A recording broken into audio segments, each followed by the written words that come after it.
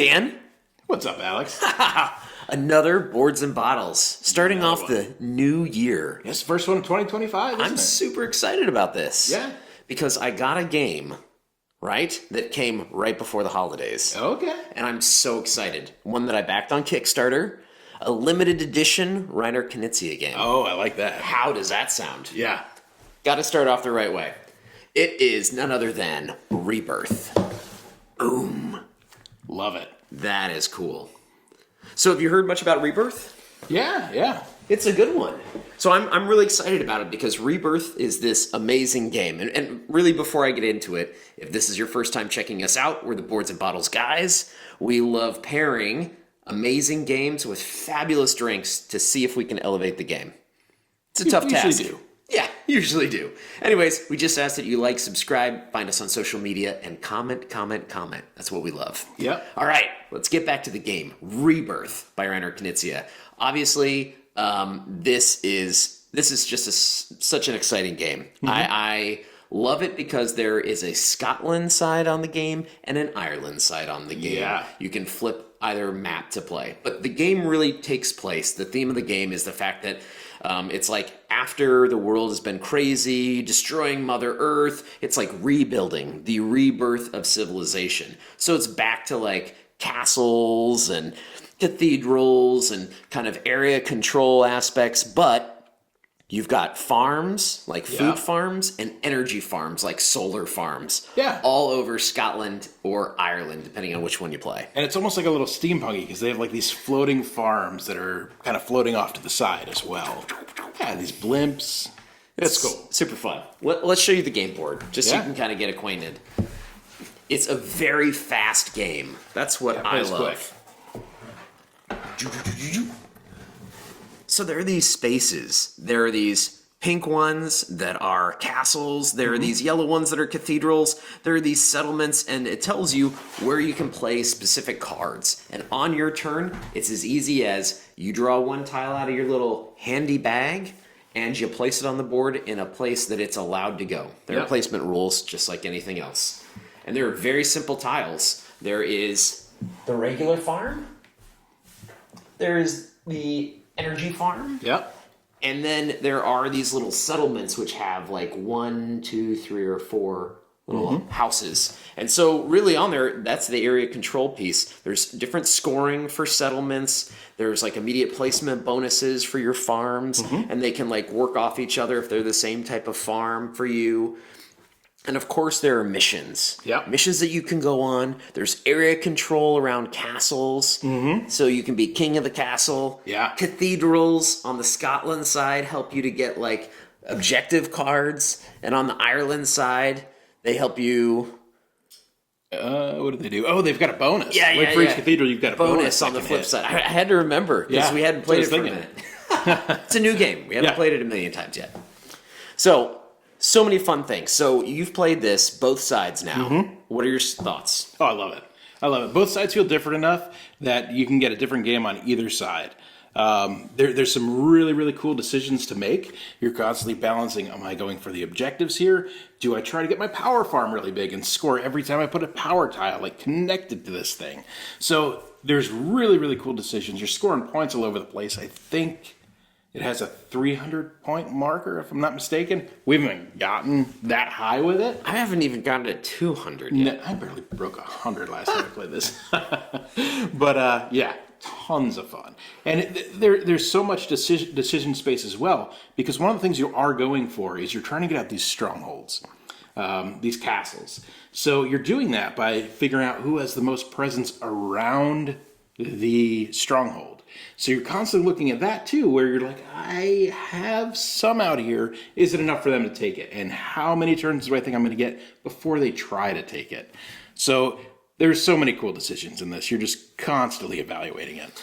And also there are good spaces to go which get gobbled up pretty quick. And so then you start having to make decisions because you have these objectives and it's like, if I do this, I'm really working toward my objective. Yep. But I know that if somebody gets this other thing, they're going to score all these points. And so it's just like you're warring with yourself because going there to maybe hinder somebody else's progress really is going to do nothing for you.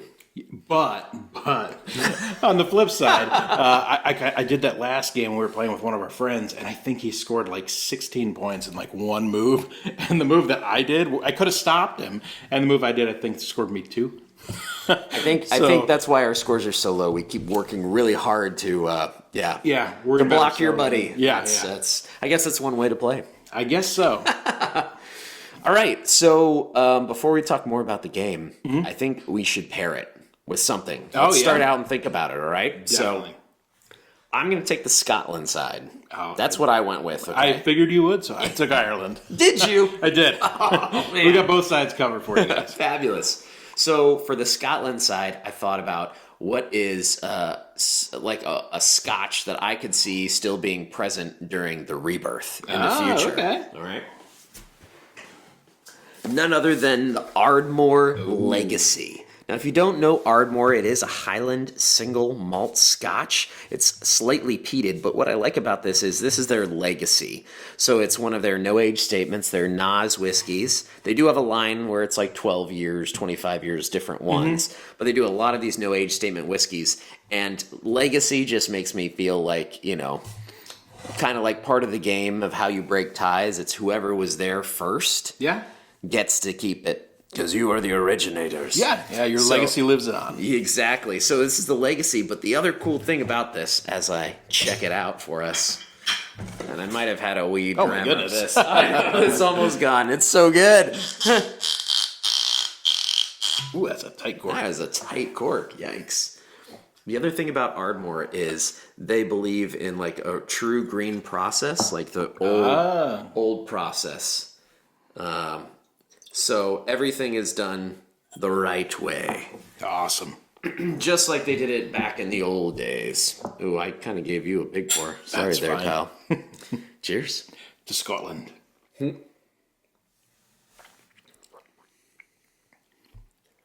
Oh, man. So that is very sweet.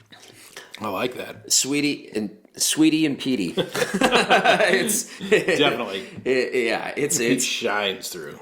Yeah, and since it is a no-age statement, like they probably don't have all that time that they're putting into it. Is that finished in any kind of cask? It really doesn't say. Okay. And I kind of looked up some of it, but obviously there has to be, something a little sweet that they're putting it in. But you can see the color, the fact that it hasn't been in and out of the oak as much, and Oh, it's beautiful. it's tasty. I enjoy that. That is a good scotch. It's so malty, so peaty. So I'm thinking about their traditional process that they use at Ardmore. And like I said, I can see them doing that in the Rebirth game, that you're trying to keep these strongholds. And one of the other things I like about this is that it's kind of thematic in the fact that if there's ever ties at the end of the game, it's whoever is controlling Edinburgh. Yeah. Right? Edinburgh. And then if not, it's whatever, Inverness, I think, or I forget I think one so. of the others. This is kind of fun. Yeah, definitely. And, it's funny because we actually went to a whiskey tasting the other night, and there was a bit of discussion on art versus science in the whiskey, because some of these distilleries are fabulous, but what they're doing is it's so scientific and it's so automated. And when you look at something like Ardmore, where they have the peated floors, the peat floors, and some of that stuff has been passed down for hundreds of years, and you can make it without a computer. It's just so interesting to me. I love it. Yeah. I love it. Me too. So, this game plays so fast. I know I said that, but for a bigger game, like with a board like this and the setup, and you're thinking, man, this is going to be a monster, we've rolled through games of this, especially on the Scotland side. Yes. So, Yeah, the Ireland side's a little bit more complicated, but not overly much so. One of the things that's different with the Ireland side is they have those public objectives versus the Scotland side, all the objectives are secret. Right. So yeah, you get 8 objectives, I think, to start on the Ireland side, which is pretty exciting. And then you can only get like 4, like 1 each of the, yeah, definitely. Oh, man. Yeah, I think you've really got to play for those objectives on the Ireland side. It's a good choice. I thought so, too. So this is a Highland single malt. Highland single malt. Yep. Okay. Where's it out of? Do you know? Kenneth Mole. I have no idea where that is. It's in the Highlands. That would be my guess. But Highlands, when people think of Scotch, they tend to just think like, oh, it's so up north. But the Highlands actually start more towards north of Edinburgh, right? Okay. And they go all the way up. Yeah. Awesome. Very good. I give that a thumbs up. I know. Fabulous. That's why it's almost gone. Well, since we have the Scotland side covered, let's go over to the Ireland side. Ooh, I was hoping so. That's fabulous that you brought an Irish one. Now, did you bring an Irish whiskey to go with Ireland? Did. Of course I did. I picked the Tyrconnell. Tyrconnell. I've never had this. Yeah. So this is an interesting one. You have had a one of the whiskeys that's also been made by the Kilbeggan distillery. It's one of your favorites. It's called Connemara. Oh, Connemara. Connemara. So here is the Tyrconnell. This is by Kilbeggan Distillery. Okay. And this is a single malt, double distilled Irish whiskey. Now the double distillation, I mean, sometimes that gets a little bit knocked on because you lose some of the flavor with whiskey. All right. But this one's fabulous. You'll like it. I'll let you pour it. Oh boy. Steady hand. Yeah. Steady hand. So let's talk a little bit about what Tyrconnell is. Yeah. So this whiskey is named after the horse, Tyrconnell. Ooh. Yeah. So in 1876, there was a race for the National Produce Stakes. And this horse, Tyrconnell, was the long shot. And he won. And he blew everybody's mind. There was a distiller there named A.A. Watts, and he won a ton of money off this horse. So he created a limited edition. This wasn't supposed to be something that lasted. Created the Tyrconnell Small Batch Limited Edition Irish Whiskey. And people said it's the greatest thing you've ever done, Mr. Watts. Oh my gosh. It was the long shot that came out. It was. So yeah, same with this whiskey. This was actually the top selling Irish whiskey before Prohibition. Oh. So yeah, another interesting fact. 1876 it's been around. So wow. Quite a while. That's amazing. Yeah, it's no age statement, but a lot of people believe it's aged 6 to 7 years. 43% ABV. This label that's been on here has been the same for 150 years. It doesn't smell like Irish whiskey normally. It does not. Huh.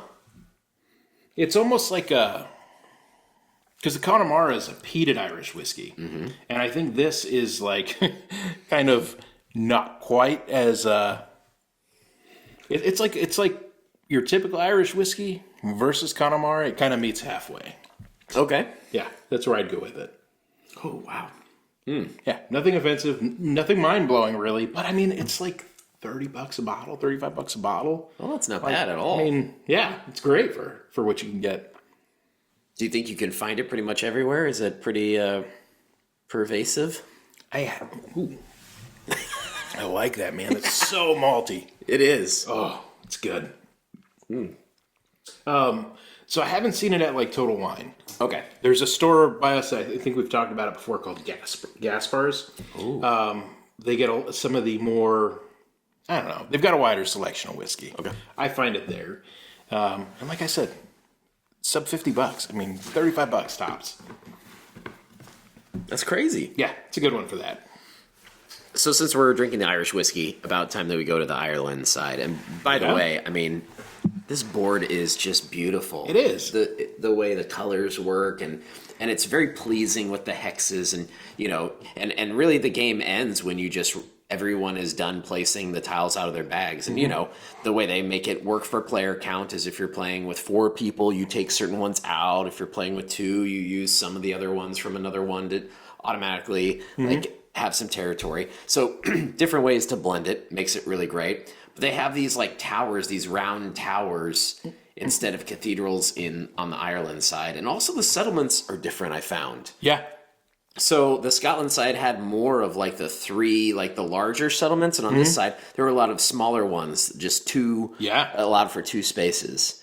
And it's kind of fun the way settlements work in this, because if there's a 1 hex space for a settlement, you like score how many houses you had immediately. If you place a house on there, however many houses are on your piece, that's how many points you score, and you're done. You don't have to worry about it anymore. But if it's 2 and plus, there start being actual victory points for who has the majority. Yep. And so that can be fun, especially like on the Ireland side, they have a 4 settlement where you have 4 tiles placed. And it's crazy. If you, like on the Scotland side, quite often, there's somebody who gets all 3 in their same color. Oh, yeah. And that's Boku points. Yep. It's crazy. Definitely. And there was some where, you can go near, if you go near these particular 3 cathedrals, you're going to score 13 points if you touch them all. There's another one that says you can double the points that you score off something.